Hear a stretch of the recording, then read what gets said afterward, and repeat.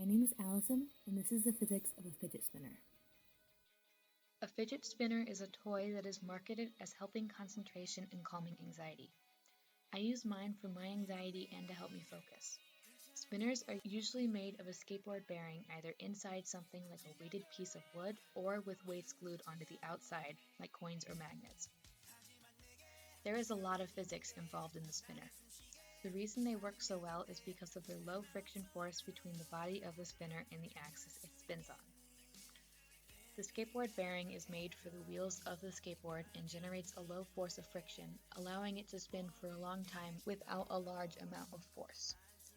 This is because it is made up of around 7 small metal balls held in a circle with metal. The bearings roll along the outer metal and allow it to spin easily. Rolling friction is significantly lower than sliding friction. You attach something to the outer metal and you have a spinner. The lower the amount of friction that your spinner makes, the longer it will be able to spin for.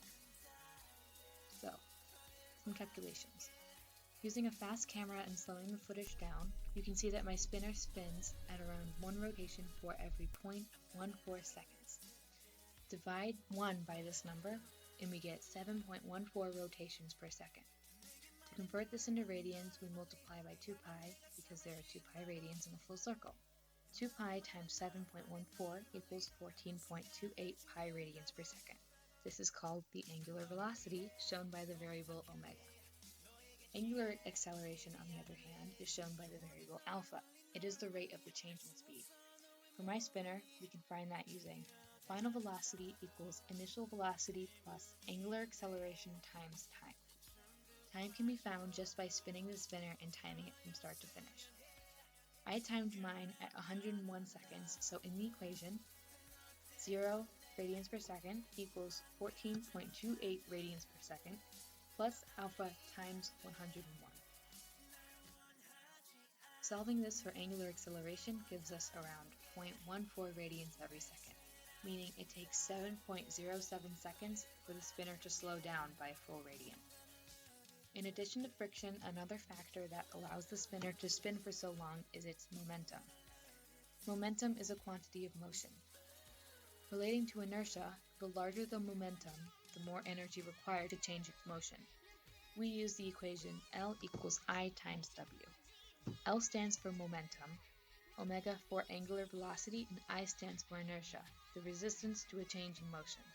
First, we have to find the inertia, or as it's called in rotational motion, the moment of inertia. Moment of inertia equations change depending on the shape.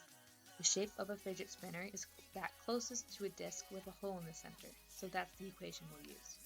That equation is 1/2 times m times a squared plus b squared.